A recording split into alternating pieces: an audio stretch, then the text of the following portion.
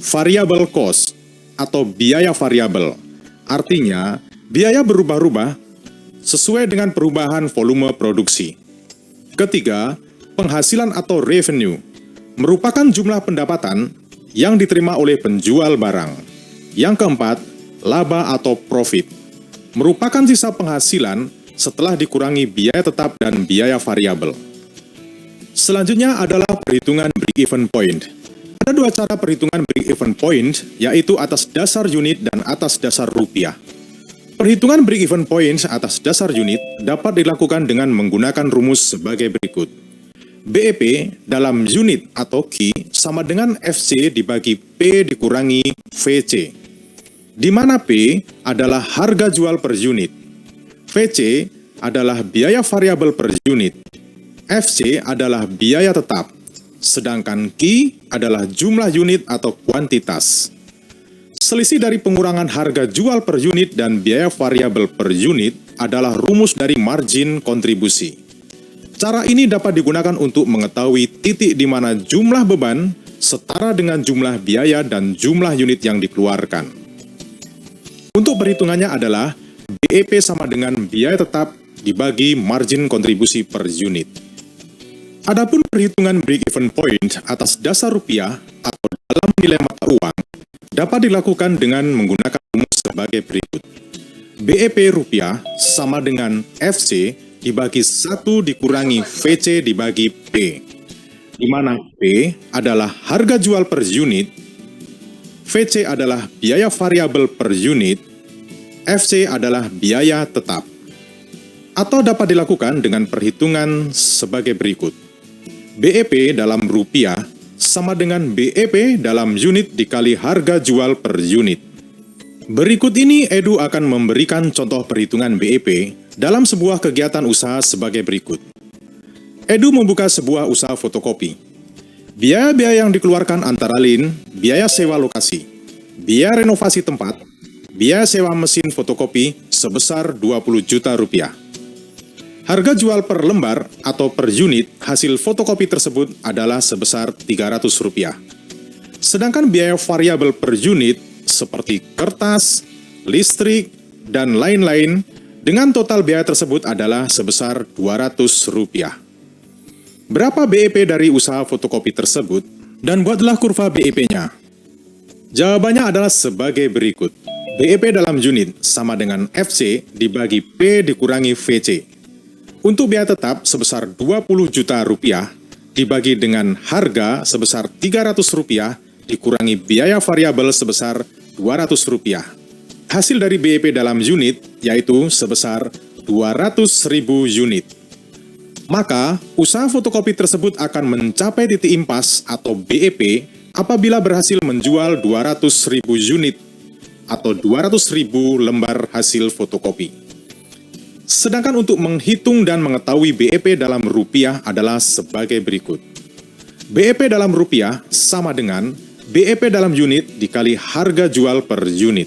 Untuk BEP yang dicapai dalam unit yaitu sebesar 200.000 unit dikali dengan harga jual per unit sebesar 300 rupiah. Hasil BEP dalam rupiah adalah sebesar 60 juta rupiah.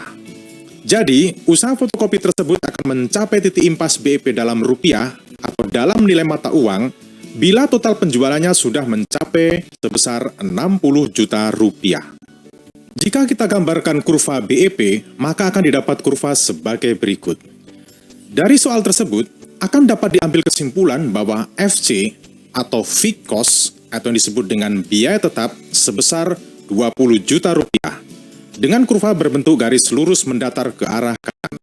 Sedangkan BEP unit yang didapat pada penjualan sebanyak 200.000 unit atau 200.000 lembar dan untuk BEP rupiah akan dicapai pada saat memperoleh pemasukan sebanyak 60 juta rupiah, maka dari kedua BEP unit dan BEP rupiah tersebut akan didapat kurva TR atau total revenue yang disebut juga sebagai total pendapatan yang akan dimulai dari titik 0 ke arah titik BEP.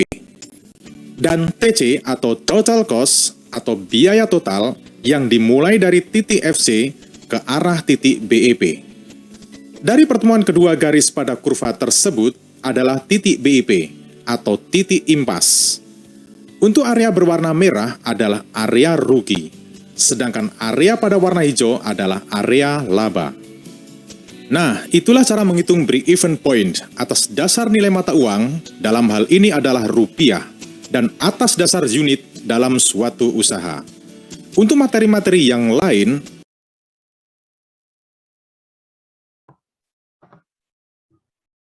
Oke, selamat pagi menjelang siang semuanya. Pagi, Bu. Oke, tadi adalah video berdurasi sekitar 15 menit tentang penjelasan analisis BEP yang akan kita pelajari hari ini. Jadi dari yang menyimak sejak awal video, maka harapannya kalian sudah ada gambaran apa itu BEP analisis dan bagaimana cara menghitungnya. Nah, tentunya nanti akan saya jelaskan lagi dengan lebih perlahan bagaimana cara menghitungnya, lalu apa saja yang perlu dipertimbangkan dalam pengambilan keputusan seperti biasa. Sebelumnya saya mau bahas untuk tugas minggu lalu ya.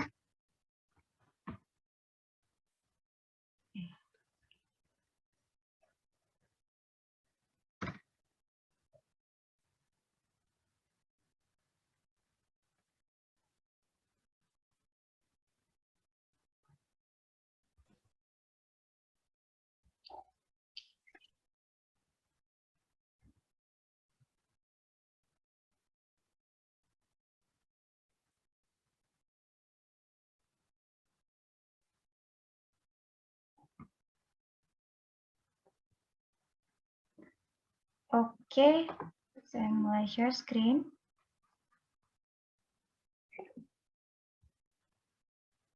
Oke, terlihat ya Excel saya? Iya, Bu. Oke, terima kasih. Baik, tinggal dulu saya minta kalian untuk mengerjakan soal-soal latihan dari buku Mulyadi tentang standard cost dan variance analysis. Oke, kita langsung bahas aja. Yang pertama adalah dari soal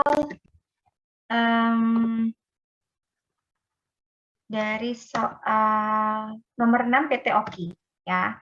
Saya minta untuk kalian mengerjakan yang B, yaitu menghitung variance analysis atau selisih.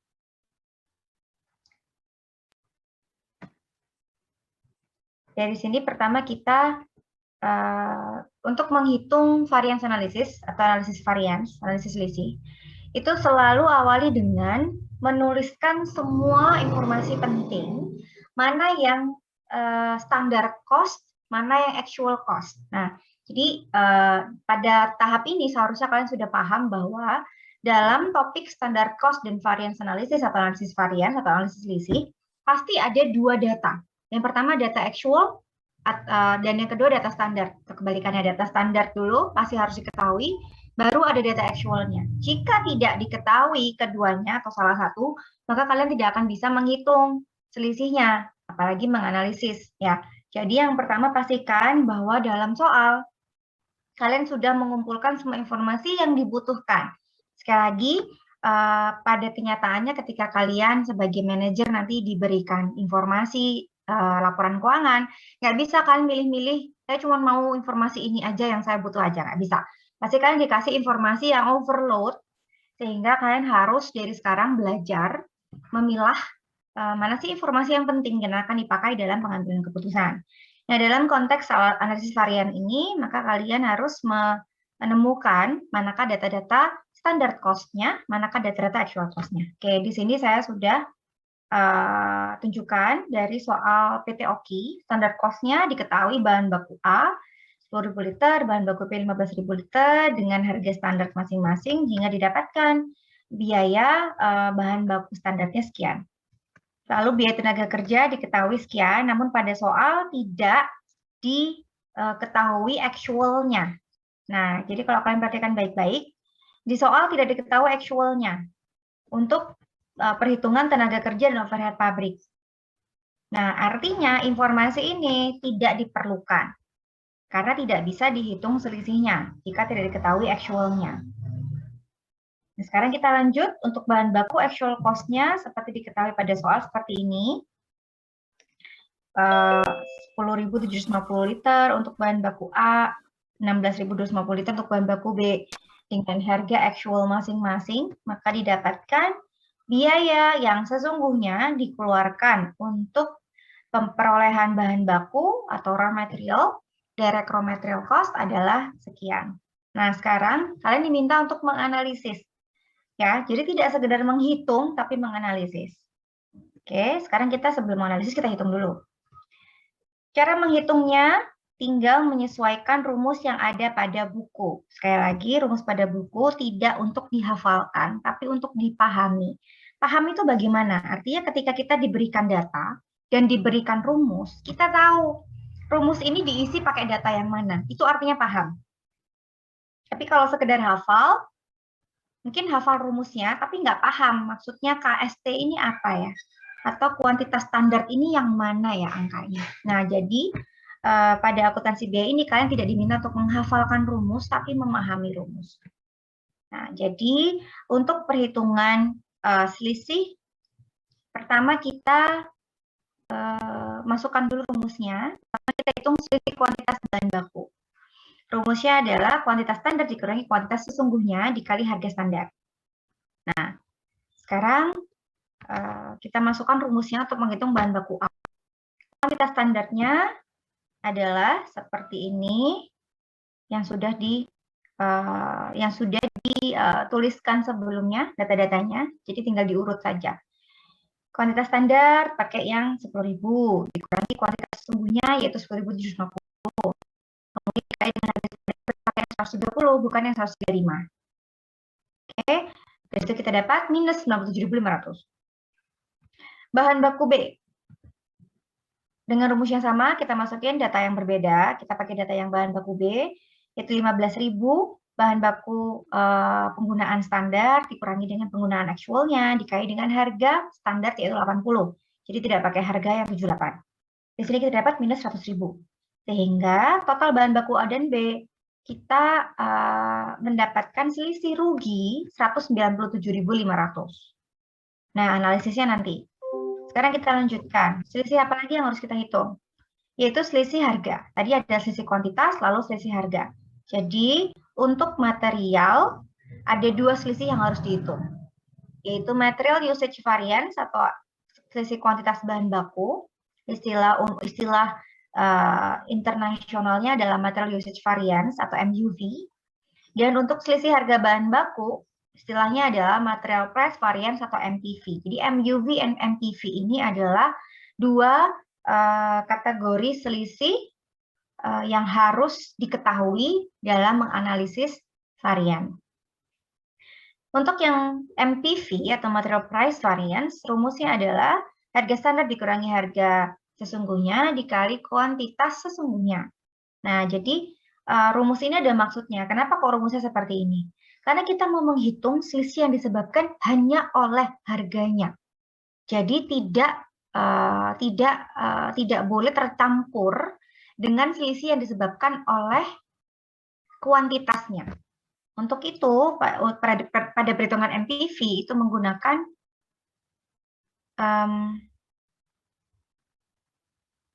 pada perhitungan MPV itu menggunakan kuantitas sesungguhnya. Ya, jadi benar-benar hanya melihat selisih harganya saja.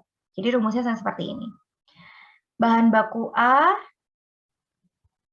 dengan rumus seperti ini kita masukkan angka-angkanya, didapatlah 53.750 minus, kemudian bahan baku B juga minus 32.000.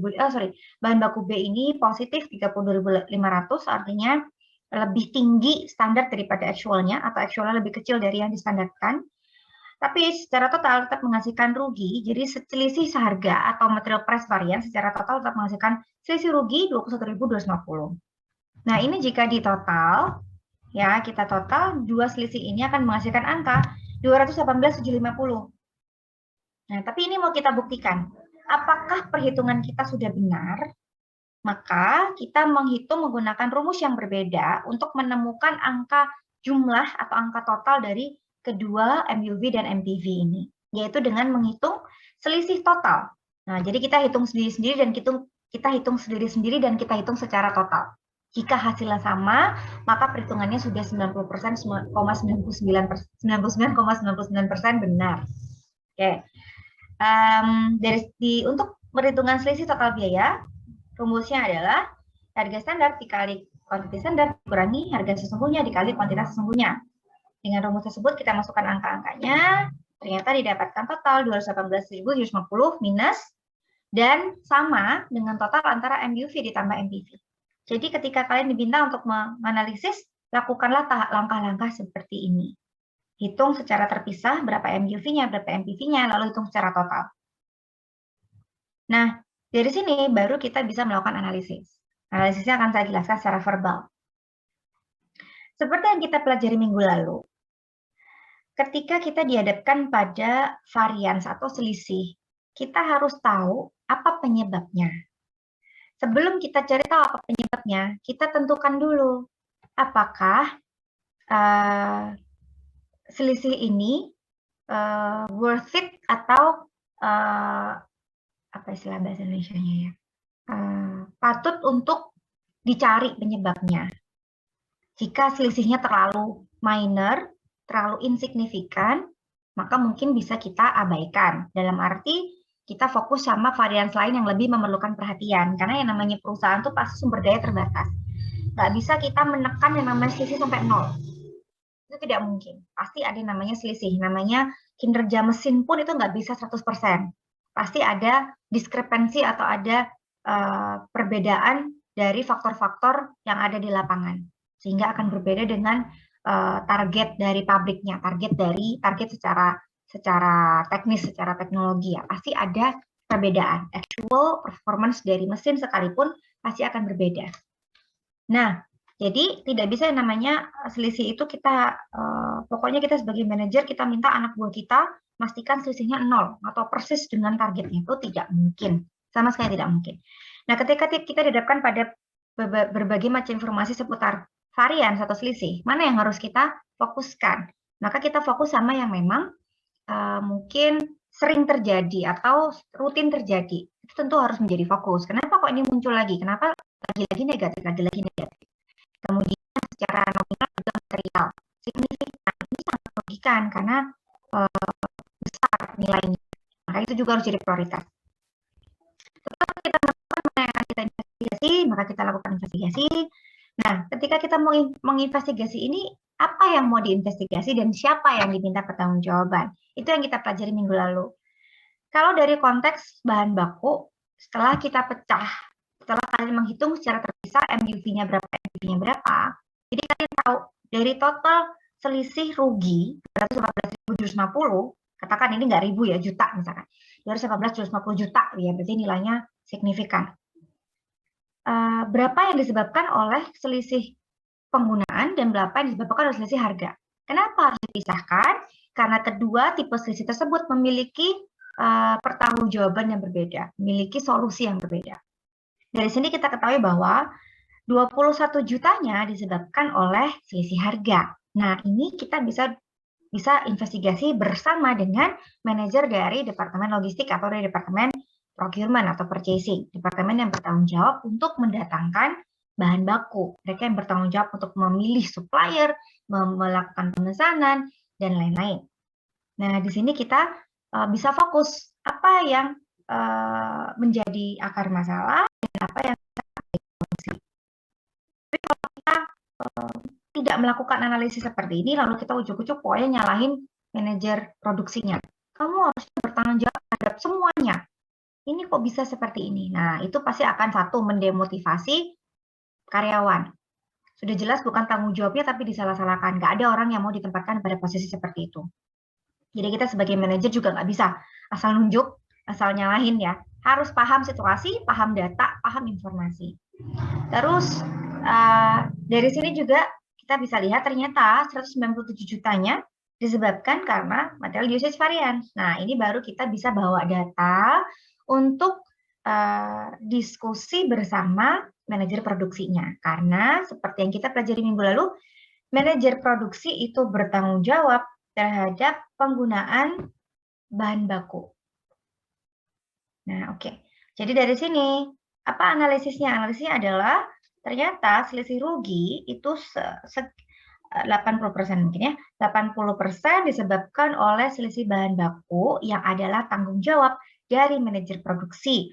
Maka pengambilan keputusan yang bisa dilakukan yaitu kita melakukan investigasi bersama dengan manajer produksi untuk menemukan root cause atau akar masalah kenapa ada selisih rugi sebesar ini dan menemukan solusi untuk mencegah terjadi kerugian yang sama di periode mendatang. Seperti itu penjelasannya ketika kalian diminta untuk menganalisis.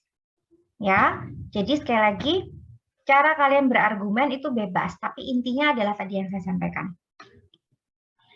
Jadi ini ranahnya siapa yang bertanggung jawab, lalu setelah itu apa yang dilakukan. Itu yang harus kalian kalian sampaikan dalam penjelasan. Ya. Saya tidak memberikan kalimat yang saklek, kalimat yang benar-benar yang kaku ya, tapi saya menjelaskan secara verbal, yang artinya ketika kalian memberikan argumen juga logikanya tidak mungkin sama antara satu mahasiswa dengan mahasiswa lainnya. Poin-poinnya bisa sama, tapi penjelasan dalam argumen tidak mungkin sama. Jadi saya akan ekspektasi saya nanti ketika ujian, saya akan mendapatkan argumen yang berbagai macam, yang beragam, cara penyampaian yang beragam, yang berbeda-beda dari masing-masing mahasiswa. Oke, selanjutnya. Oke, sampai sini dulu mungkin ya, yang soal PT Oki. PT Oki nomor 6, apakah ada yang mau kalian tanyakan? Mungkin jawabannya berbeda, namun kalian punya argumen kenapa jawabannya berbeda dan seterusnya. Silakan, ada yang mau ditanyakan?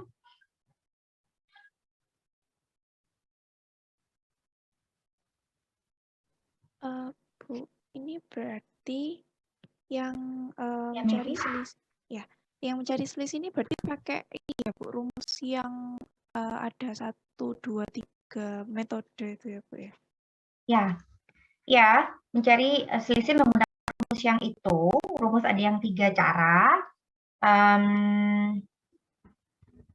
Ya, biasanya pada soal akan disampaikan memakai cara yang mana. Namun kalau saya bisa pastikan nanti di soal ujian atau di soal kuis 2 minggu lagi pasti akan jelas instruksinya dengan cara apa kalian diminta untuk melakukan perhitungan. Gitu. Oh iya Bu, soalnya saya salah cara kayaknya ini Bu. Oke, nggak masalah asalkan bisa menemukan selisih total yang sama dan kalian bisa memberikan penjelasan atau argumen apa hasil analisis dari perhitungan BIP tersebut, perhitungan analisis tersebut, maka nggak apa-apa. Ini sebentar, saya cek lagi di soal.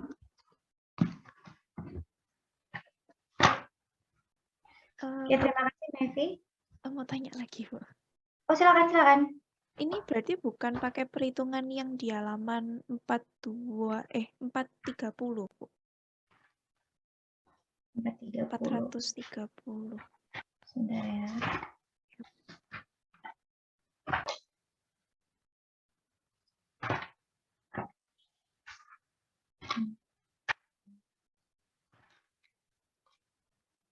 Oke, nomor 6 ya.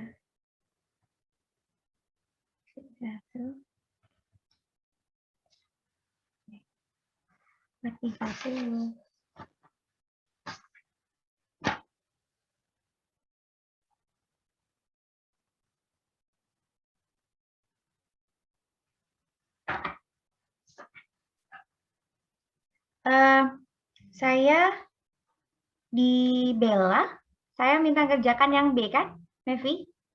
Iya, Bu. Kalau yang kalau yang 430 itu kan perhitungan selisih komposisi bahan. Itu kan yang A. Jadi kalau kalian kerjakan nggak apa-apa. Itu pasti akan saya nilai tetap. Tapi yang saya bahas di sini yang B, yang selisih hasil. Kalau selisih komposisi bahan memang pakai perhitungan di halaman 430. Oh iya, yang atasnya ya Bu. Yang selisih komposisi bahan kan? Ini judulnya itu di halaman 429 sih, Bu. Tulisannya perhitungan selisih hasil bahan baku.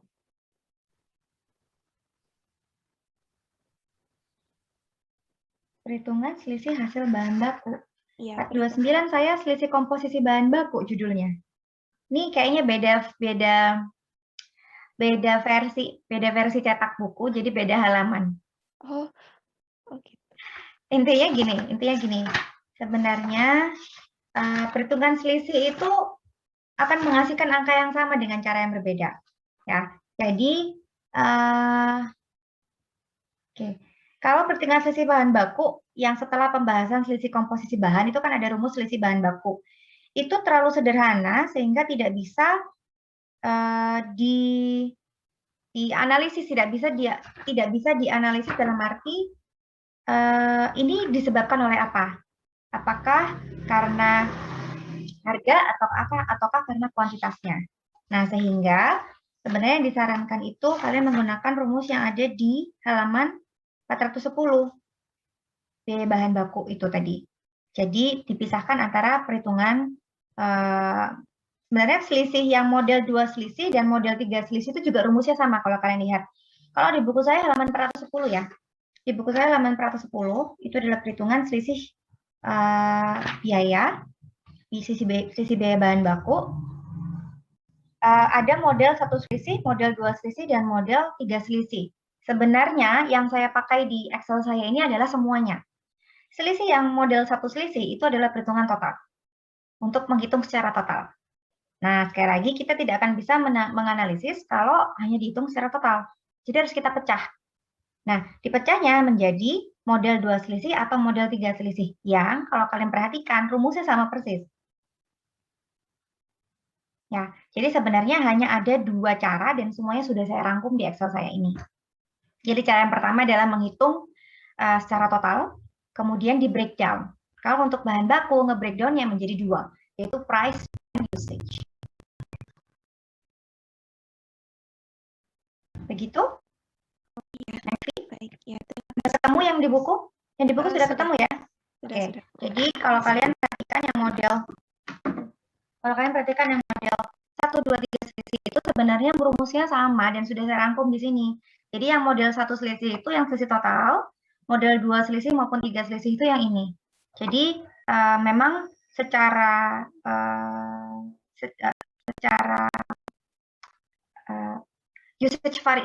material variance atau selisih bahan baku itu memang hanya bisa dipecah menjadi 2, yaitu usage-nya dan price-nya. Jadi dengan cara apapun itu akan menghasilkan 2 angka tadi dan juga angka totalnya. Jadi sudah saya rangkum di Excel saya ini. Nah, silakan kalian sambil mungkin disalin ya, atau mungkin kalian dicoret-coret bukunya untuk memberi tanda dengan rumus yang mana sebaiknya kalian melakukan perhitungan khusus untuk analisis bahan baku. Analisis isi bahan baku.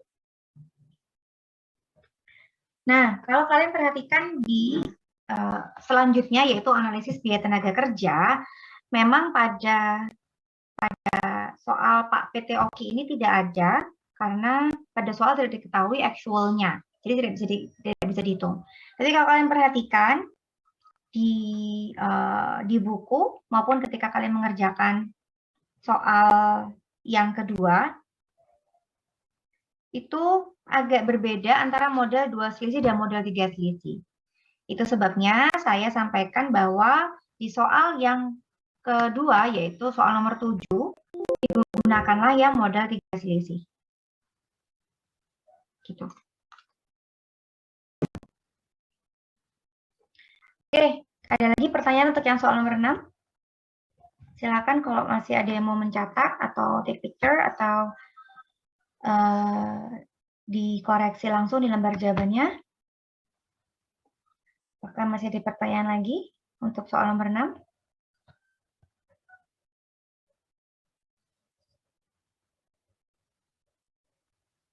Oke, jadi ketika dalam instruksi soal atau kasus diminta untuk menganalisis, artinya tidak berhenti pada menghitung ya. Menganalisis itu pasti ada penjelasannya, ada argumennya. Ya, jadi seperti yang tadi kita bahas bersama, setelah selesai menghitung maka dijelaskan ini artinya apa, hasil analisisnya apa, Lalu apa yang bisa kita lakukan dari informasi tersebut? Oke, kalau tidak ada pertanyaan untuk yang nomor 6, saya lanjut pembahasan untuk nomor 7, yaitu Petterimendi ya, Petterimendi. Saya minta untuk kalian mengerjakan Petterimendi dengan model 3 selisih, namun tidak perlu jurnal. Ya, yang penting benar dan melakukan analisis. Oke. Nah, apa perbedaan soal nomor 6 dan nomor 7? Perbedaannya adalah informasi yang diberikan di soal nomor 7 itu tidak serapi informasi yang diberikan di soal nomor 6. Ya, kalau di soal nomor 6 itu sudah dipisahkan mana yang standar, mana yang actual, sudah dihitung dengan rapi, jadi lebih mudah. Kalau di soal nomor 7, ini most likely adalah informasi yang akan kalian temukan nanti. Jadi benar-benar pokoknya informasi ya bisa dibilang overload dalam arti begitu banyak informasi yang harus kalian baca. Dari situ harus kalian pilih mana yang akan dipakai. Nah, jadi pahamilah rumusnya. Ketika rumus bilang standar, ketika rumus bilang sesungguhnya, maka tinggal kalian tentukan mana yang disebut dengan standar, mana angka yang sesungguhnya. Oke. Di sini dari semua data disalin, dan pastikan semua informasi yang kalian dibutuhkan itu sudah ada. Kemudian kita menghitung analisis biaya bahan baku dengan model 3 selisih. Seperti biasa, rumusnya tinggal langsung salin rumusnya. Lalu di sini kita menghitung selisih harga biaya bahan baku atau MPV-nya. MPV-nya dengan rumus seperti ini kita dapatkan angka 750.000, yaitu dari harga sesungguhnya 50.000 dikurangi, harga standar. Harga standar dari mana? Harga standar adalah harga standar bahan baku dikali harga standar bahan baku 125 dikurangi dengan harga beli sesungguhnya 110 dikali dengan kuantitas sesungguhnya yaitu 50.000, dapatlah 750.000. Kemudian kita hitung MUV-nya atau usage variance-nya, selisih kuantitasnya, yaitu dari kuantitas standar dikurangi kuantitas sesungguhnya dikali harga standar. Kuantitas standarnya gimana? Kuantitas standarnya adalah 3 kilo per finished good. Sehingga kuantitas standar bahan baku adalah 3 kali 15.000, yaitu 45.000. Kuantitas sesungguhnya yang terpakai 50.000. Baru kita kalikan dengan harga standar. Jadi harga sesungguhnya terkali harga standar. Dapatkanlah 625.000 Lalu seperti biasa, kita hitung secara total untuk kita melakukan kontrol terhadap perhitungan kita apakah sudah benar. Secara total dengan rumus yang sama pada soal nomor 6, ditemukanlah bahwa selisihnya total adalah 125.000 lebih. Nah, apakah ini sama? Ternyata ketika kita MPV dan MUV-nya mendapatkan selisih yang sama dengan ketika kita menghitung selisih secara total, yaitu 125.000 selisih laba atau positif. Oke, ini adalah perhitungan selisih biaya bahan baku, analisis varian untuk bahan baku. Analisis varian untuk bahan baku. Oke, sekarang bagaimana dengan yang biaya tenaga kerja? Ya, oke. Biaya tenaga kerja, kita pakai rumus yang 3 selisih, yaitu bisa dilihat pada buku.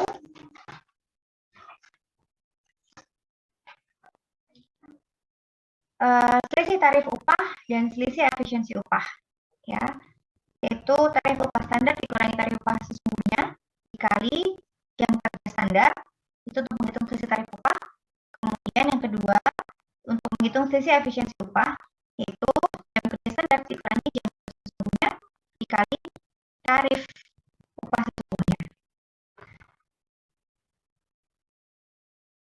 Oke, nah dari sini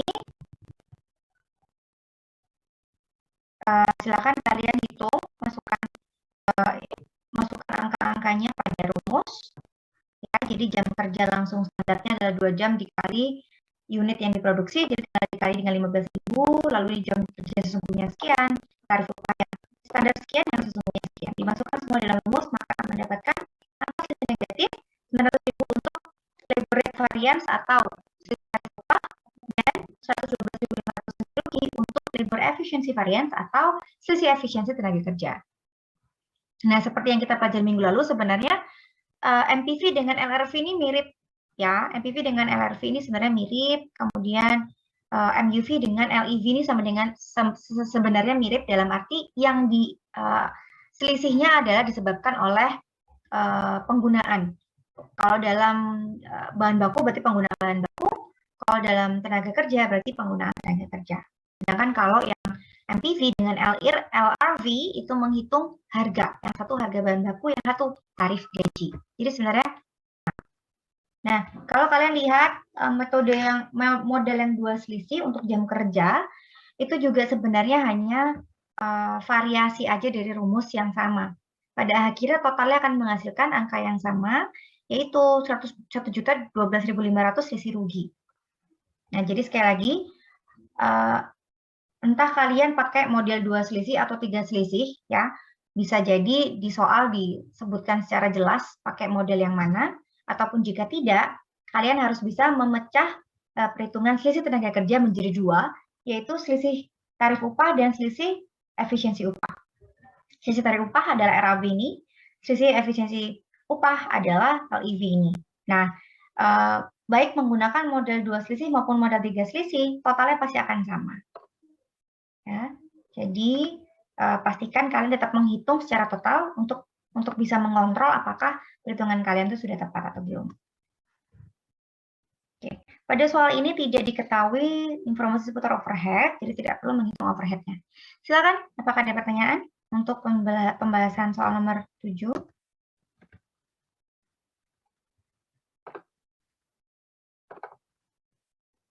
Bu, saya mau tanya. Ya, silakan.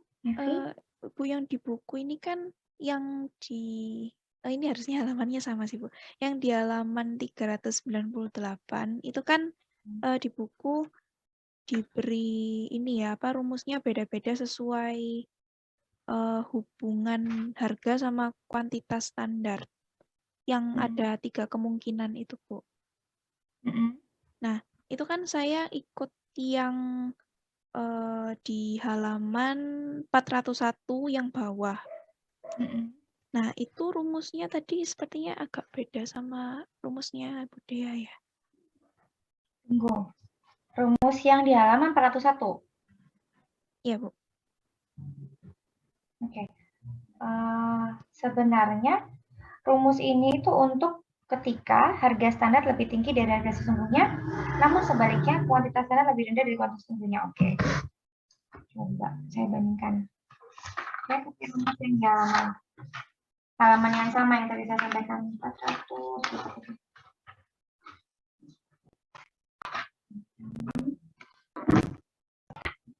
Yang di halaman 413. Halaman 411. Oke, perbedaannya ada pada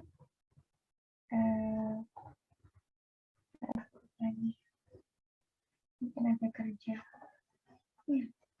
Bahan baku.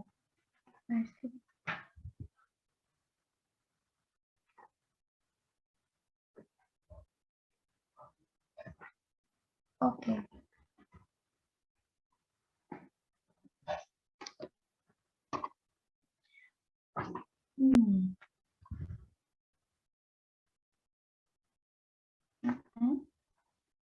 Itu sisi harga.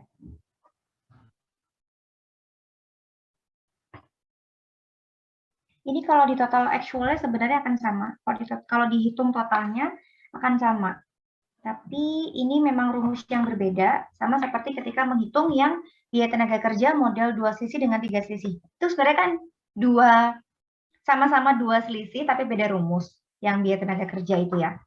Nah, jadi mungkin supaya tidak bingung, nanti ketika pada soal di kuis ataupun pada soal di kuis maupun pada soal pada ujian, itu nanti mungkin antara diberikan rumusnya atau disampaikan menggunakan rumus yang sama, gitu kali ya. Tapi yang pasti dalam menganalisis itu bisa memang menggunakan pendekatan yang berbeda-beda, tapi totalnya pasti akan sama. Sekarang kan tinggal ketika kita dapat angka total varian sekian, gimana cara kita menganalisiskan? Makanya kita butuh rumus untuk bisa membreakdown total selisihnya menjadi poin-poin yang bisa kita follow up selanjutnya. Makanya kalau dalam buku ini disampaikan beberapa rumus, beberapa pendekatan untuk memisahkan baik bahan baku maupun tenaga kerja menjadi selisih penggunaan dan selisih harga. Nah, jadi nggak masalah sebenarnya ketika ada perbedaan rumus, yang penting ketika memberikan argumen, ketika menganalisis itu tepat. Dan rumus itu tidak salah dalam arti ini hanya varian rumus yang berbeda, tapi hitungannya benar, jadi secara total pasti akan sama, gitu ya. Jadi seperti yang di halaman 411, model 2 selisih dan 3 selisih, itu rumusnya berbeda. Tapi kalau di total akan sama, 77.500. Nah, tinggal ketika berargumen, apa penjelasannya? Kalau pakai rumus yang kedua, ini menghitung apa? Artinya angka tersebut itu diterjemahkan menjadi selisih yang disebabkan oleh apa, dan seterusnya. Gitu. Jadi, nggak masalah untuk tugas yang sekarang. Nanti ketika kuis atau ketika UAS, akan lebih diperjelas lagi penggunaan rumus yang mana ya. Atau mungkin bisa jadi soalnya dibebaskan, mau pakai rumus yang mana aja, asalkan rumusnya itu benar cara menghitungnya, dan bisa menjelaskan. Gitu, Mevi? Atau mungkin yang lain juga punya pertanyaan yang sama? Penjelasannya seperti itu ya. Oh iya, terima kasih, Bu. Cukup jelas ya, Mevi? Jadi sekali lagi, kalau pakai rumus ini pun nanti totalnya akan sama. Karena perhitungan selisih itu ya cuma satu cara. Kalau menghitung total selisih itu hanya satu cara. Tapi untuk menganalisisnya, membreakdown-nya, itu memang bisa dengan beberapa versi, seperti yang dicontohkan di halaman ini. Oke. Gitu? Oh ya, baik, Bu. Ya, terima kasih. Ya.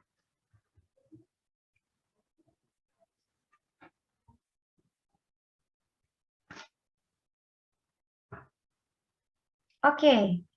Kalau tidak ada pertanyaan lagi, saya lanjut karena kita belum membahas materi ya, ini baru bahas soal. Oke. Lanjut untuk soal berikutnya. Yang diminta dalam mengerjakan bab 14 nomor 3 tentang PT Prakarsa dan PT Mebelindo nomor 5. Oke. Di sini seperti biasa disalin dulu. Apa ini? Oke. Disalin dulu semua informasi yang dibutuhkan, kemudian dimasukkan ke dalam format standar cost sheet ya, seperti yang kalian pelajari pada job order costing. Ya, jadi urutannya adalah seperti ini, job order costing kan seperti ini ya. Kemudian biaya kerja dan biaya pihak total. Nah, dipisahkan masing-masing pesanannya. Kemudian yang actual cost juga disalin dulu supaya tidak bingung ketika melakukan analisis. Jadi setelah semua data-data dibutuhkan kita hitung variansinya. Nah, variansinya itu simple, tinggal kita kurang-kurangkan saja. Setelah dikurang-kurangkan, kita dapat total biaya bahan baku sekian, biaya tenaga kerja sekian, biaya overhead sekian. Nah, ini sebenarnya bisa juga dihitung dengan rumus seperti ini. Jadi kalau seperti ini sebenarnya kita sudah bisa tahu varian biaya bahan baku itu total 917.053 rugi. Tapi kita tidak bisa mengetahui ini disebabkan oleh apa, berapa yang disebabkan oleh selisih harga dan berapa yang disebabkan oleh selisih kuantitas. Nah, maka kita untuk harus breakdown seperti ini, kita harus breakdown ke dalam rumus. Kita masukkan rumus selisih biaya bahan baku dan selisih pemakaian bahan baku. Dan jangan lupa juga tetap dihitung totalnya. Kalau hitungannya sama, artinya perhitungan kita sudah tepat. Tinggal dianalisis apa yang harus kita lakukan dengan hasil perhitungan ini. Kemudian selisih biaya tenaga kerja langsung juga sama, menggunakan rumus yang tadi, rumus pada soal sebelumnya, rumus yang sama, milih antara model 2 selisih atau model 3 selisih.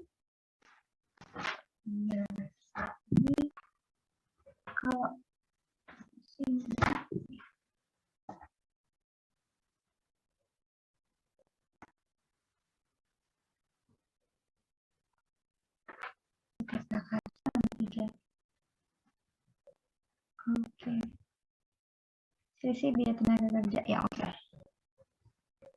Ya, ini langsung aja pakai rumus yang ada di buku halaman 447. Ya. Di buku halaman 447, langsung aja dipakai rumus yang itu untuk soal yang ini. Ya, jadi kalau kalian bertanya ini soal rumusnya dari mana, saya pakai dari contoh soal di analisis selisih halaman 447. Jadi soalnya rumusnya tinggal disalin, lalu dapatlah angka seperti berikut. Dan yang paling penting lagi adalah rumus apapun yang kalian gunakan, pastikan bahwa totalnya sama. Karena benar atau tidaknya rumus diketahui dari apakah breakdown-nya dengan totalnya sama. Kalau sama seperti ini, jadi saya menggunakan tiga cara yang berbeda. Yang pertama adalah saya selisihkan secara manual antara actual dengan standar, dapatlah angka-angka yang saya highlight ini. Kemudian yang kedua, saya hitung secara breakdown, mana yang selisih harga, mana yang selisih kuantitas. Yang ketiga, saya hitung dengan rumus juga, tapi secara total, dan didapatkan angka yang sama. Jadi, pasti perhitungan ini benar, karena kalau tidak benar, nggak mungkin bisa dihitung dengan cara yang berbeda, tapi menghasilkan angka yang sama.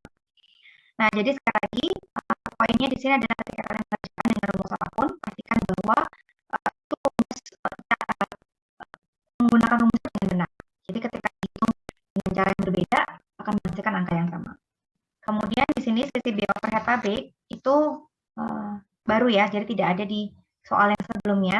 Di sini juga saya mengikuti rumus di halaman 447 selisih biaya overhead pabrik, yaitu menghitung variabel spending variance dan variabel efficiency variance. Oke, variabel spending variance rumusnya adalah biaya overhead variabel yang dianggarkan dikurangi dengan biaya overhead pabrik sesungguhnya. Ini ada di buku, tinggal kalian tentukan. Biaya overhead variabel yang dianggarkan itu hitungnya gimana? Hitungnya adalah jam kerja langsung, biaya overhead variabel yang dianggarkan. Berarti H5 adalah tarif biaya overhead pabrik standar. Tarif biaya overhead pabrik standar, karena kan yang dianggarkan, artinya pakai tarif standar. Nah, tinggal dikali dengan apa? Dikali dengan jam kerja langsung, karena pada soal ini overhead-nya menggunakan cost driver jam kerja langsung. Jadi jam kerja langsungnya di total dulu, lalu kita kalikan dengan tarif biaya overhead pabrik. Didapatkanlah overhead variabel yang dianggarkan. Kemudian biaya overhead pabrik yang sesungguhnya, ini tentunya dapat dari soal ya. Lalu dapatlah selisih seperti ini. Ini adalah variabel spending variance. Jadi selisih yang disebabkan oleh penggunaan overhead yang memang berbeda dari yang dianggarkan. Kemudian yang kedua ini adalah variabel efficiency variance. Caranya adalah menghitung jam standar kapasitas sesungguhnya dikurangi jam sesungguhnya. Jam standar kapasitasnya dapat dari mana? Kita hitung, yaitu biaya tenaga kerja langsung, F4 ya. Biaya tenaga kerja langsung itu distandarkan 3 jam. 3 jam per apa? Per unit. Nah, sekarang total unitnya berapa? Total unitnya adalah seperti yang dikatakan pada soal. Itu kita jumlahkan pesan nomor 100, 101, dan 102. Itu kita total. Di situ kita mendapatkan total unitnya, lalu kita kalikan dengan standar jam pengerjaannya. Nah, jadi sekali lagi, untuk menghitung jam standar kapasitas sesungguhnya, artinya kita mengalihkan jam standar per unit dikali dengan kapasitas sesungguhnya. Kapasitas sesungguhnya itu adalah jumlah unit sesungguhnya yang diproduksi.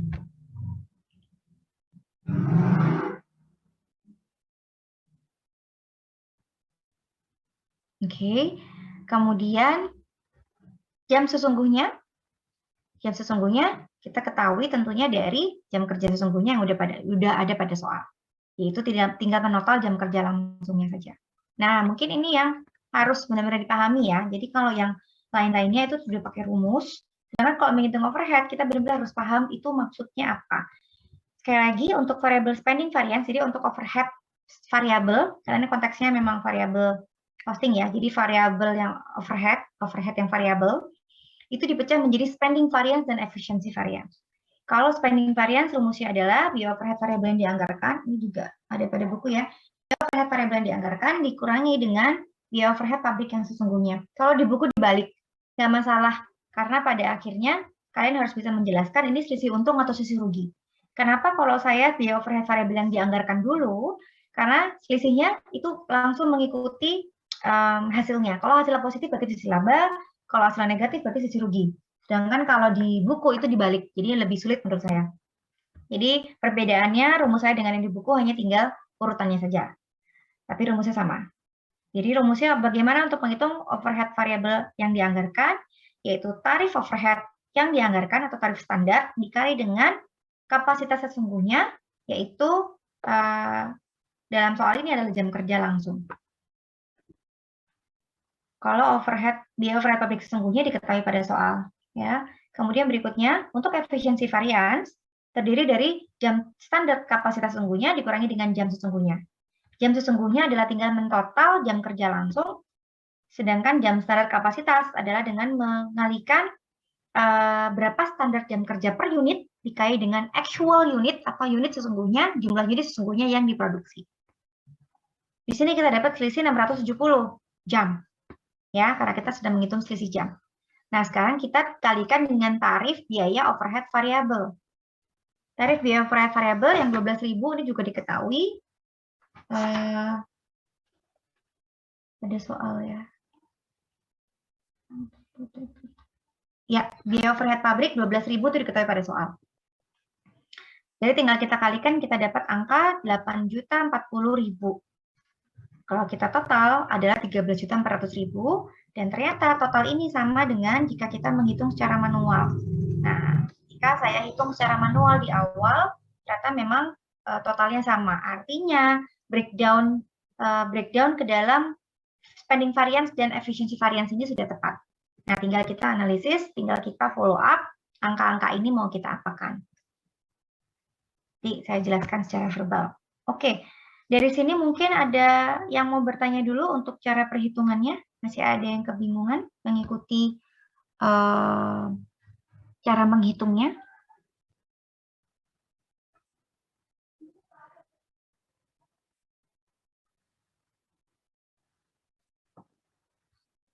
Jadi untuk rumus yang di halaman 447 itu memang khusus untuk menghitung atau melakukan analisis selisih pada variable costing. Ya, jadi pada soal di mana hanya diketahui variable cost-nya saja. Itu pakai rumus yang ini. Jadi nanti kalau kalian menemukan soal, lalu di dalam soal diketahui bahwa hanya biaya variabel saja yang diketahui, artinya kalian diminta untuk menghitung selisih overhead variabel. Nah, itu pakai rumus yang di halaman 447. Kalau di buku saya 447 ya. Kayaknya rumusnya cuma ada satu itu aja deh. Ya, yang lainnya lebih ke menjurnal. Jadi untuk rumus bisa fokus ke halaman 447 untuk perhitungan selisih. Untuk perhitungan selisih variable costing.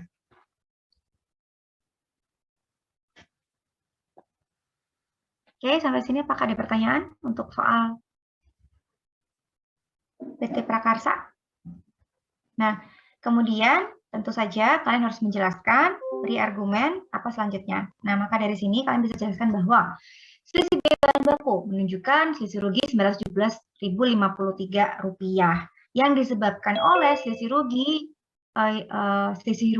rugi dari pemakaian bahan baku. Artinya ini harus diinvestigasi dan harus meminta pertanggungjawaban atau harus mencari solusi bersama dengan manajer produksinya. Ya, jadi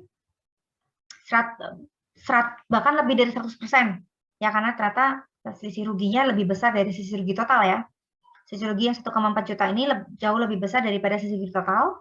Jadi benar-benar signifikan harus diinvestigasi dan yang bertanggung jawab adalah manajer produksinya. Lalu seperti itu cara menjelaskannya. Kemudian bagaimana dengan sisi bahan baku? Sisi bahan baku ini sisi positif sehingga tidak perlu investigasi lebih lanjut. Selanjutnya untuk sisi biaya tenaga kerja langsung.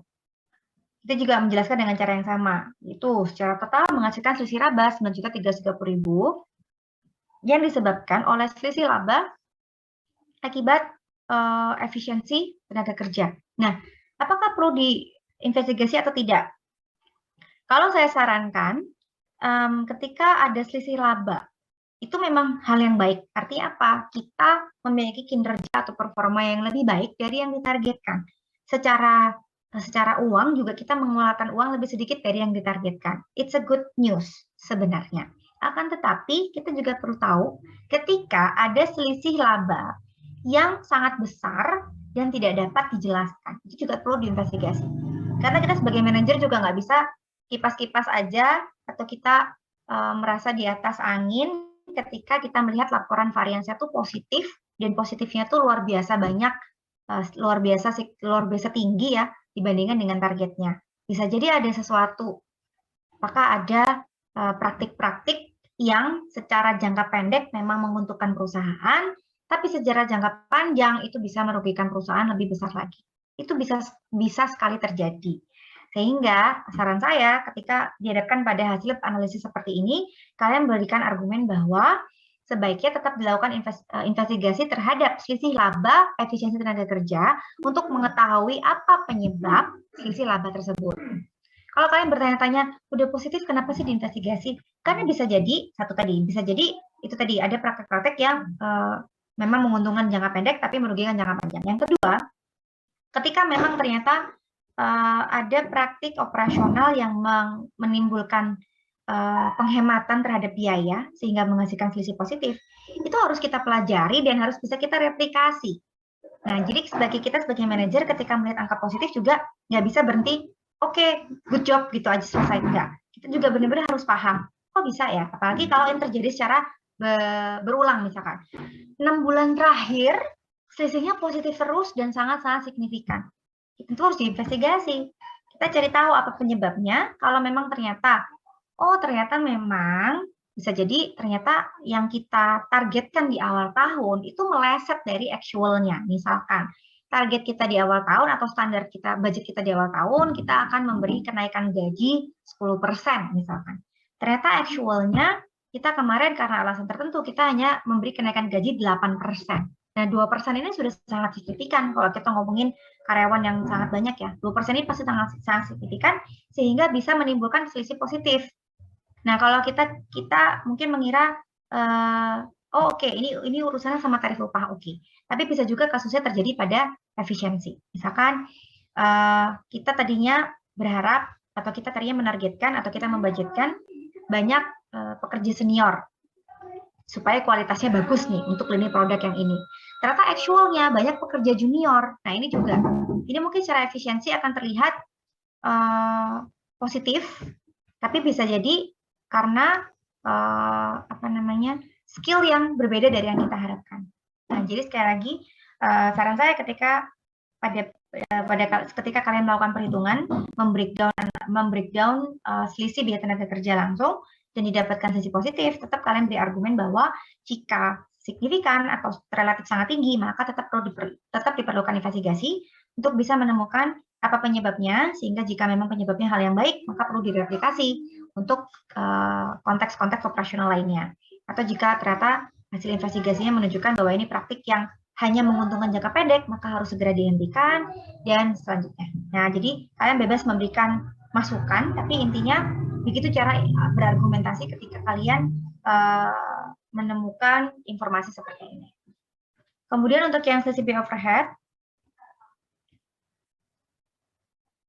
nah untuk sisi biaya overhead tadi sudah saya jelaskan ya rumus-rumusnya, tinggal sekarang bagaimana menjelaskannya. Nah, overhead ini memang yang paling sulit untuk ditelusuri. Jadi harapannya semakin detail menghitungnya, maka akan semakin mudah menjelaskannya. Jadi memang sangat-sangat tergantung dari perusahaan, sangat-sangat tergantung dari kapabilitas perusahaan dalam melakukan alokasi biaya.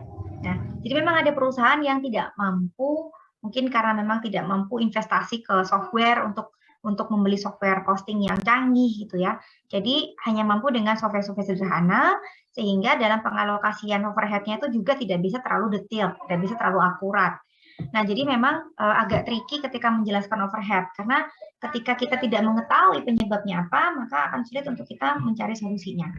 Nah, mungkin secara umum yang bisa dijelaskan dalam pada informasi ini, diketahui bahwa ada sisi laba ya.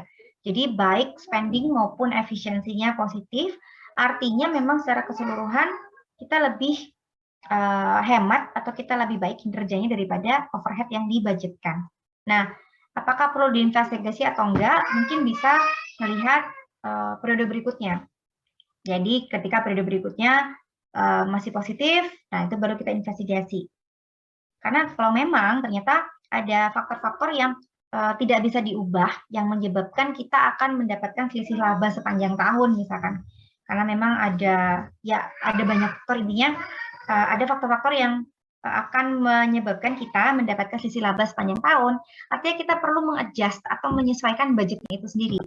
Jadi nggak terus kita, wah baguslah kalau benar ada faktor tersebut, jadi kita bakal positif terus nih variasi sampai akhir tahun. Nah, nggak seperti itu juga. Artinya kita sebagai manajer juga bertanggung jawab untuk menyesuaikan budgetnya. Karena artinya ada faktor yang kita kelewatan pada saat budget di awal tahun, sehingga pada bulan berjalan, pada periode berjalan, kita bisa mengusulkan untuk menyesuaikan budgetnya, sehingga bisa lebih mendekati realitanya, lebih mendekati realitanya. Itu ya. Jadi sekali lagi, varians ini bukan sesuatu yang kita bukan kita berlomba-lomba, kita sebagai manajer itu tidak berlomba-lomba untuk mendapatkan varians positif. Ya, varians positif itu it's good ketika memang hasil dari efisiensi, memang ada jelas bisa dijelaskan. Kenapa varians positif? Oh, karena kita kemarin memang bisa nego sama supplier. Oh, that's good. Kemudian kemarin memang saya ada project di lapangan sehingga sekarang lebih efisien penggunaan bahan bakunya. Oh, that's very good. Itulah improvement atau varians positif yang kita cari.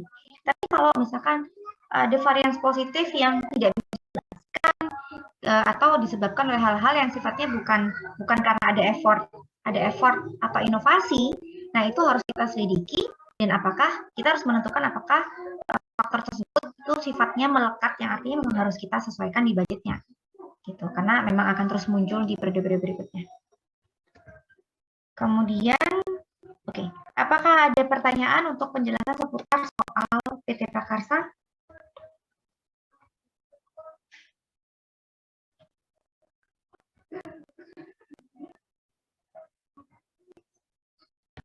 Bisa ya, mengikuti rumusnya bisa ya.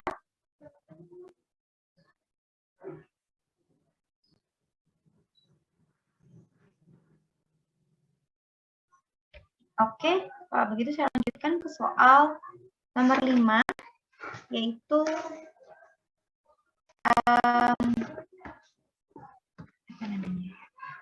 PT Mebelindo. Nah, saya minta untuk bacakan yang B saja. Oke, nah ini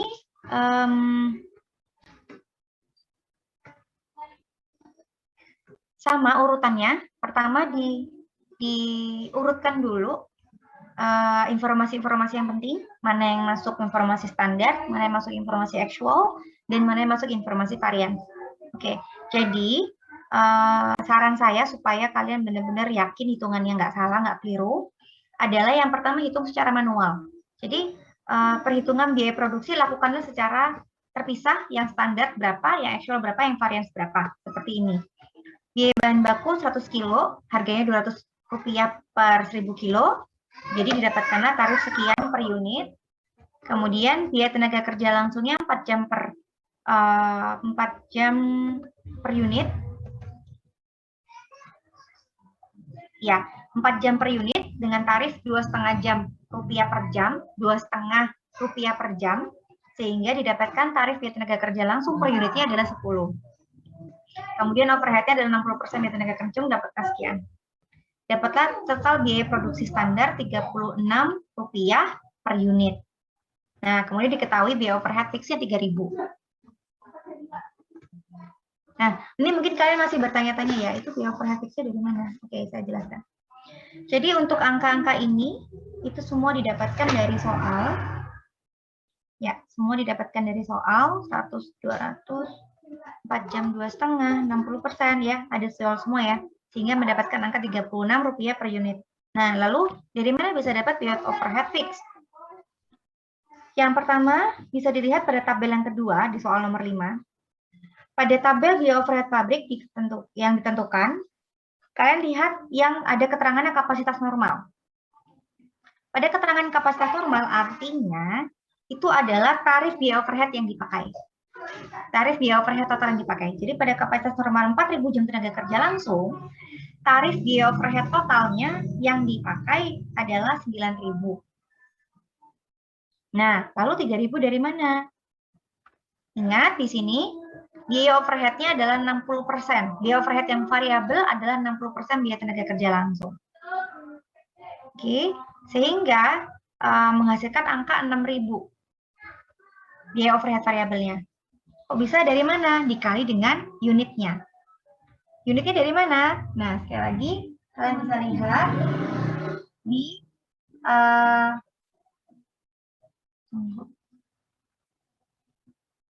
oke, dari kapasitas normal yang 4.000 tadi. Kapasitas normal pada buku ditulis 4.000.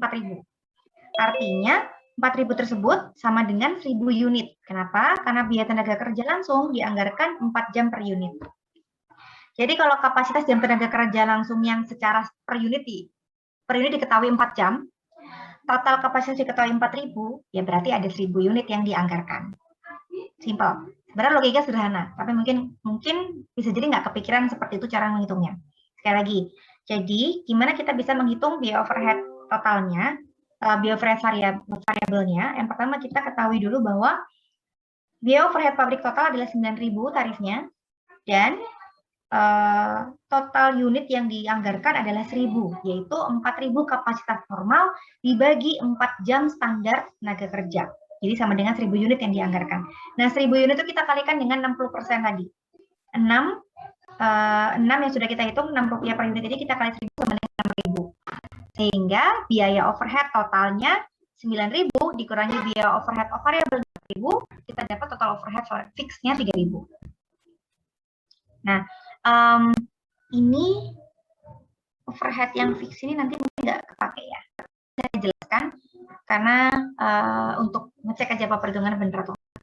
Kemudian yang actual ini juga diketahui pada soal 110 kilo dengan harga 180, kemudian biaya tenaga kerja jam per unit, actualnya dengan tarifnya Rp2,6 per jam. Kemudian biaya overhead variabel yang diketahui 6,25. Ya, diketahui 6,25. Dari sini kita bisa menghitung bahwa total biaya produksinya 37,1 seperti pada soal. Oke, abaikan saja yang overhead fix, nggak masalah. Sekarang kita lanjut ke variansnya. Jadi kita hitung dulu seperti pada soal, lalu kita hitung variansnya secara manual. Mudah ya, 20 dikurangi 19,8 dapat 0,2. 10 dikurangi 11,05 dapat minus 1,05 rugi. 6 dikurangi 6,25 dapat minus 0,25 rugi.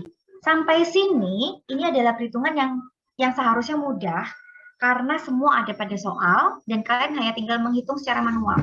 Sampai sini seharusnya masih mudah. Semoga nggak ada yang bingung. Jadi saya cuma menyalin apa yang ada pada soal, lalu dengan format yang sama saya hitung secara manual. Sesimpel itu. Kita dapat hasil seperti yang saya highlight ini, 0,2 selisih laba untuk bahan baku, 1,05 selisih rugi untuk tenaga kerja langsung, dan 0,25 selisih rugi untuk biaya overhead variable. Sampai sini harusnya tidak bingung ya, karena benar-benar sederhana langkah-langkahnya. Nah, sekarang baru kita analisis. Kita akan menganalisis tarif biaya overhead variable per jam tenaga kerja langsung. Nah, ingat bahwa tarif biaya overhead variabel itu kan 60% dari biaya tenaga kerja langsung. Jadi tinggal kita kalikan 60% dikali tarif biaya tenaga kerja langsung, yaitu 25. Jadi tinggal kita kali. Bentar, ini saya ganti rumus aja biar jelas. Nah, jadi tinggal dikali seperti ini. Ya, hasilnya sama. Jadi ketika kita diminta menghitung tarif biaya overhead variabel, maka tinggal kita hitung sesuai informasi pada buku, pada soal, yaitu 60% dari biaya tenaga kerja langsung yang adalah Rp2,5 per jam. Jadi tarifnya adalah Rp1,5 per jam tenaga kerja langsung. Oke, selanjutnya kita diminta untuk menghitung selisih harga bahan baku. Saya diminta untuk menghitung selisih harga bahan baku. Oke, anyway, saya memang nggak minta untuk kalian mengerjakan A ya, nggak apa-apa. Di sini saya menjelaskan aja. Begitu cara menghitung tarifnya. Sekarang kita hitung yang selisih harga bahan baku, yang B. Selisih harga bahan baku. Selisih harga bahan baku ini menggunakan rumus yang sudah kita gunakan di soal-soal sebelumnya. Kemudian dipisah, di sini udah jelas ya, diminta selisih harganya berapa, selisih pemakaian berapa, selisih tarif upah, jadi memang sudah diminta masing-masing. Ya, kalian bisa pakai model 2 selisih atau model 3 selisih, rumusnya akan sedikit berbeda, tapi totalnya pasti akan sama. Kemudian di sini didapatkan selisih harga bahan baku 2,2 laba, sedangkan selisih pemakaian bahan bakunya 2 rupiah rugi. Dan ini kalau di total akan menghasilkan 0,2 selisih laba. Sama dengan perhitungan secara manual. Jadi ini sudah tepat. Kemudian yang selisih tarif upah, kita gunakan juga dengan rumus yang sebelumnya, didapatkanlah untuk selisih tarif upah 0,4 rugi, untuk selisih efisiensi tenaga kerja 0,65 rugi. Nah ini juga kalau di total adalah minus 1,05 rugi, sama dengan perhitungan kita secara manual. Nah jadi perhitungan kita sudah tepat. Membreakdown-nya menjadi selisih harga dan selisih pemakaian sudah tepat, tinggal nanti menjelaskannya bagaimana. Kemudian, nah ini yang memang lebih complicated, yaitu menghitung overhead-nya. Nah, tapi sekali lagi menghitung overhead-nya sebenarnya tinggal mengikuti rumus saja. Rumusnya baik lagi ke halaman 447, ya. Selisih biaya overhead pabrik variabel. Oke, yang pertama kita hitung selisih spending dan efisiensi. Sebentar, ini saya ketukar ya judulnya. Dia dianggarkan pada kapasitas sembunyi, biaya sembunyinya, selisih spending. Oh ya, ini judulnya saya ketukar. Jam standar. Ya, ini judulnya. Wait. Oh benar-benar. Jadi saya hitung yang selisih efisiensi dulu, nggak masalah sebenarnya. Sama aja. Jadi intinya kita hitung menjadi 2, yaitu spending variance atau selisih pengeluaran dengan efisiensi variance atau sisi efisiensi. Rumusnya juga seperti yang ada pada buku, yaitu yang sama juga, rumus yang sama kita gunakan pada soal sebelumnya.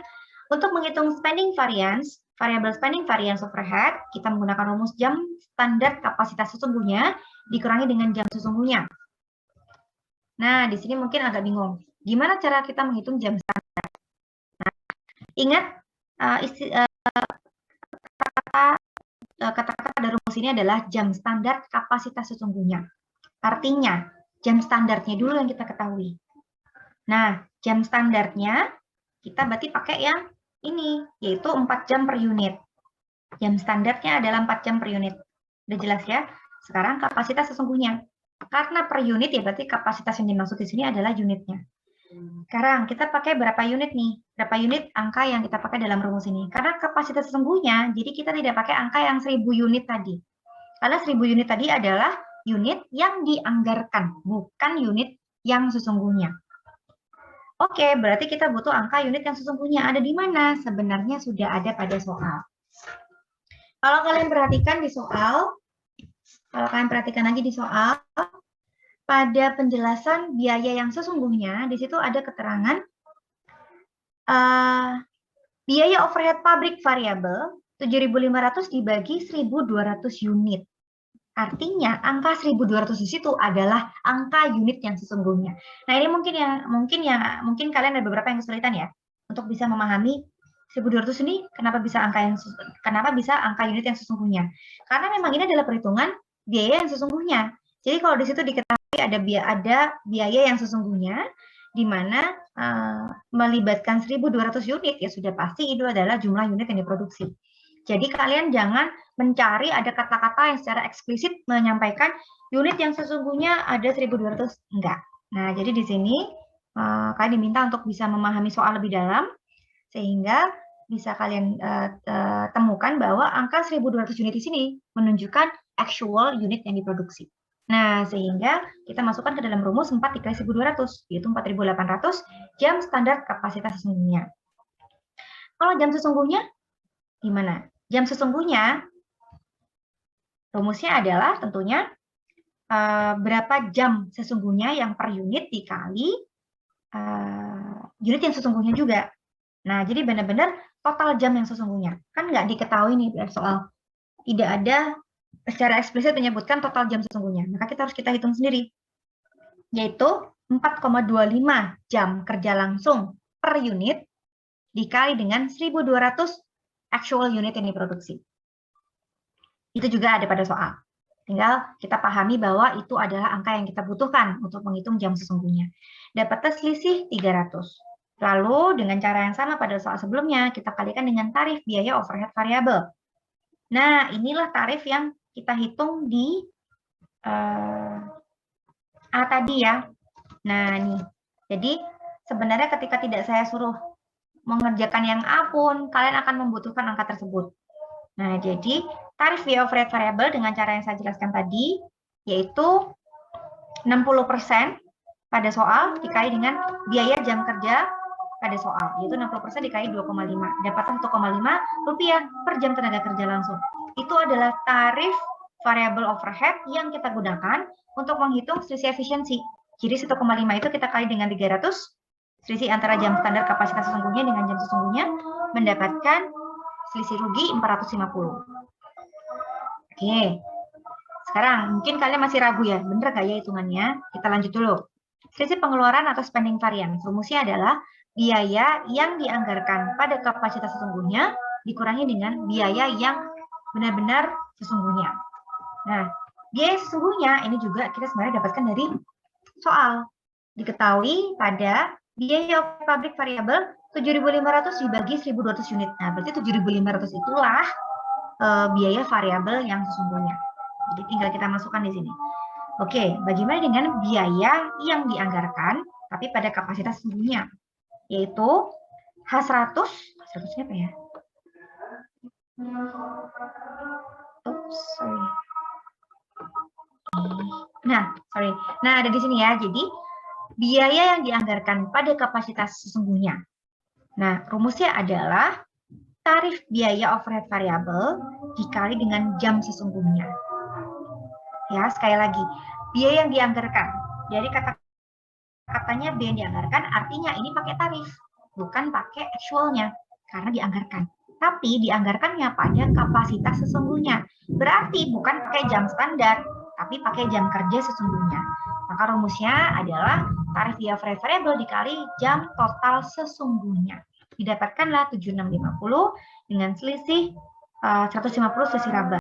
Nah, ini kalau di total 300 selisih rugi. Apakah sama dengan perhitungan kita secara manual? Oh, nggak sama. Kita belum menghitung secara per unitnya. Nah, di sini baru saya hitung total selisih dibagi dengan unit yang sesungguhnya, yaitu 1.200 unit, didapatkanlah selisih rugi 0,25. Nah, ini baru ternyata sama. Jadi setelah kita hitung dengan beberapa tahap tadi, lalu jika dibandingkan dengan perhitungan manual di awal, hasilnya sama. Artinya perhitungan ini sudah benar. Sekali lagi, ini untuk yang overhead itu harus dibagi dulu dengan unit yang sesungguhnya. Karena perhitungan overhead di sini itu menggunakan angka total, bukan angka per unit. Ya, kalau yang sisi bahan baku, sisi tarif upah, tadi semua sudah langsung otomatis pakai angka per unit. Karena memang diketahuinya itu memang per unit. Sedangkan untuk yang overhead, kita menggunakan rumus yang menghitung total biayanya.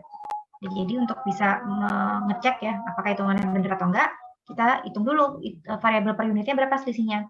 0,25 selisih rugi per unit. Nah, ternyata sama. Jadi hitungannya sudah benar. Tinggal kita menjelaskan seperti penjelasan yang sudah-sudah tadi. Oke, sampai sini silakan. Ada pertanyaan? Di rumus mana yang masih sulit? Apa perlu dijelaskan ulang?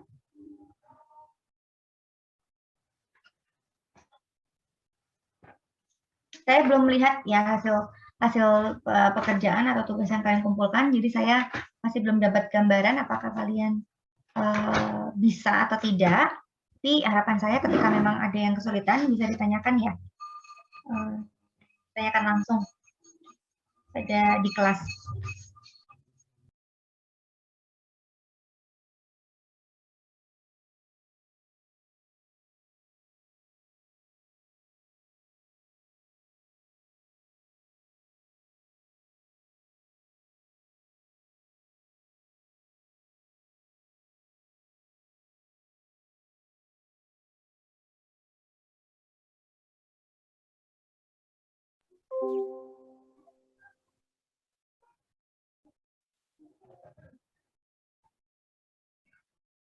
Oke, apakah ada pertanyaan?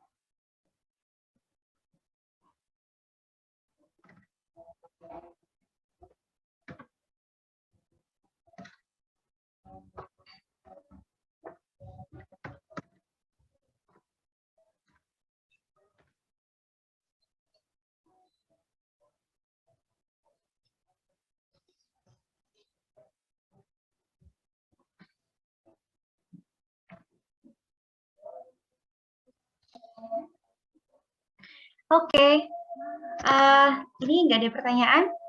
Bingung? Atau sudah paham? Bisa mengikuti rumusnya? Atau gimana?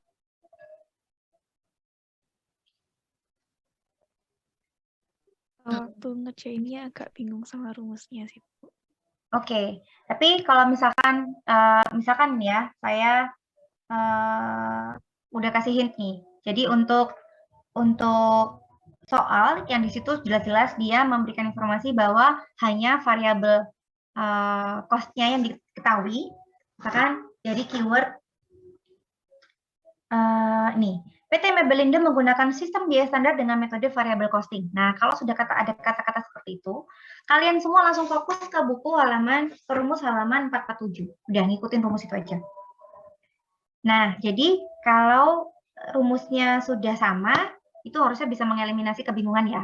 Tinggal sekarang gimana cara kalian memahami rumus ini pakai angka yang mana yang dalam soal. Nah, tadi adalah satu contoh bagaimana kalian mencoba memahami dan mendalami soal untuk bisa mengetahui, oh sebenarnya ini angka ini nih, ini sebenarnya angka ini. Gitu ya.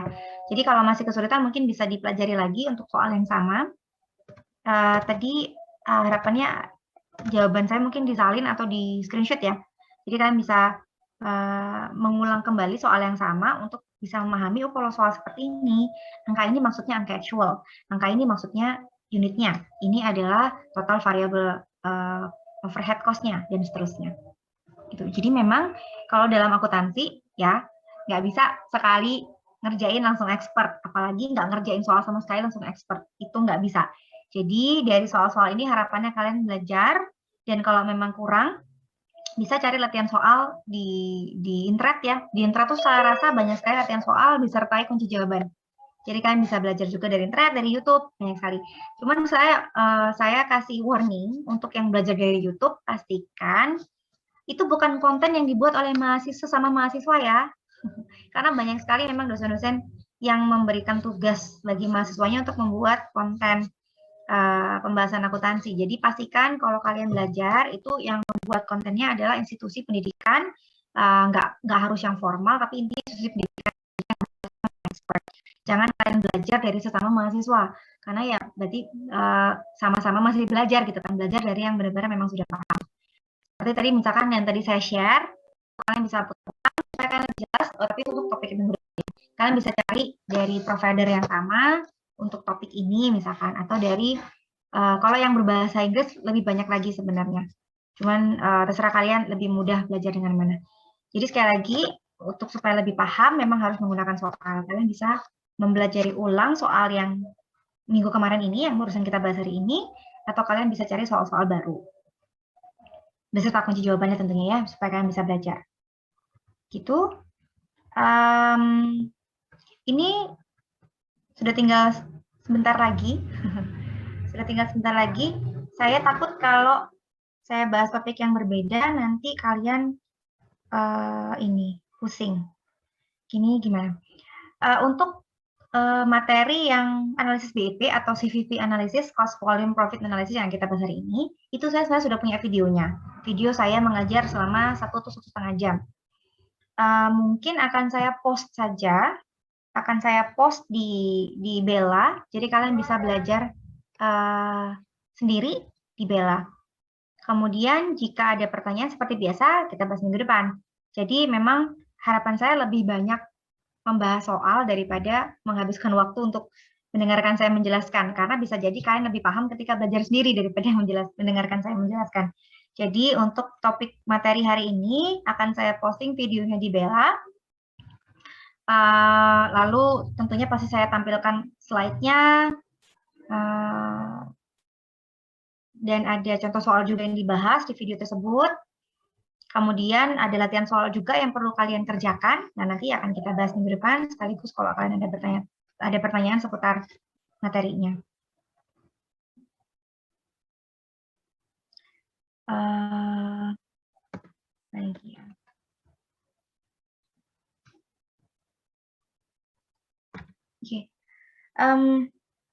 Oke, karena sudah tidak ada lagi yang mau bertanya, semoga kalian tidak terlalu bingung sampai nggak tahu harus mau tanya apa. Karena sebenarnya masih banyak waktu kalau untuk diskusi ya. Tapi karena sudah nggak ada yang respon, ya sudah. Saya akhiri saja pembahasan untuk tugas minggu lalu. Langsung saya posting sekarang juga, silakan ditunggu. Harapannya waktu yang tersisa ini kalian pakai untuk belajar materi yang minggu ini. Gitu? Oke. Selamat siang semuanya, sampai jumpa minggu depan. Terima kasih, Bu. Terima kasih, Bu.